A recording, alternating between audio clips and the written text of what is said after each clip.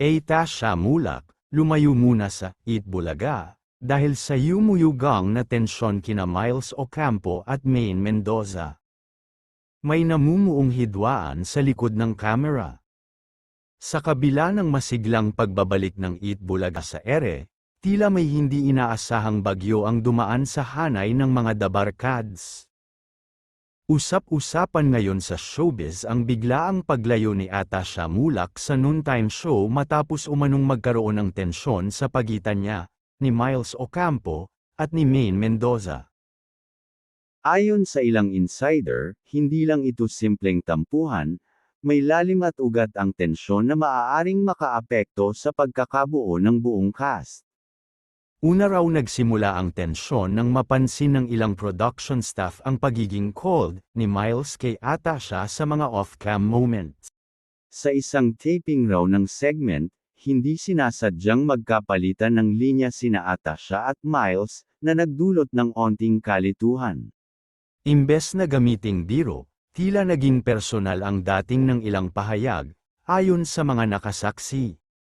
Hindi rin nakatulong na di umano'y mas lumalapit ang ilang sponsors at producer kay Tasha, na siyang pinaniniwala ang dahilan kung bakit naramdaman umano ni Miles na nababaliwala ang kanyang presensya sa show. Si Maine Mendoza naman, na itinuturing na isa sa mga haligi ng Eat Bulaga, ay sinasabing pumapanig kay Miles sa issue, dahilan upang lalong mailang si Tasha sa dalawa. Dahil sa hindi maipaliwanag na tensyon sa pagitan nila, napagdesisyonan daw ni Tasha na magpahinga muna mula sa show. Ayon sa isang malapit sa pamilya Mulak, hindi ito pagtalikod ni Tasha sa kanyang responsibilidad sa show. Gusto lang niyang bigyan ng espasyo ang sitwasyon. Hindi siya komportable na nagtatrabaho sa isang environment na puno ng hindi pagkakaintindihan. Sa isang maikling pahayag mula sa handler ni Tasha, "She's taking time to breathe and focus on her mental well-being." Tasha has the highest respect for her co-hosts and the program. She believes that time and honest communication can fix everything. Hindi rin daw isinasara ni Tasha ang posibilidad na bumalik sa show kapag maayos na ang lahat. Samantalang mainit ang isyo sa social media, nananatiling tahimik sina Miles Ocampo at Maine Mendoza. Marami ang nagtatanong sa kanilang social media accounts, pero hindi pa nagbibigay ng anumang tugon ang dalawa. Ayon sa ilang tagahanga, sana raw ay huwag lumala ang tensyon at maayos ito sa mahinahong paraan.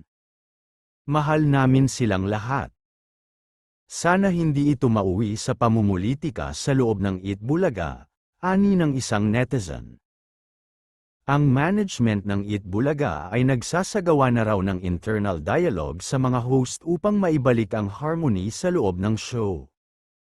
Nais ng pamunuan na mapanatiling masaya at positibo ang kanilang noontime atmosphere, lalo na't pinanood sila ng milyon-milyong Pilipino araw-araw.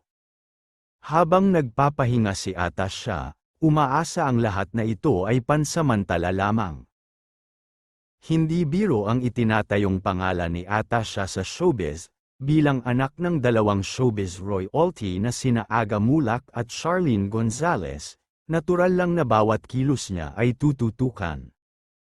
Ngunit ang tanong ng bayan, magkakaroon ba ng bukas na pag-uusap ang tatlong babae sa likod ng kamera? O haantong ba ito sa tuluyang pamamaalam ni Tasha sa Eat Bulaga?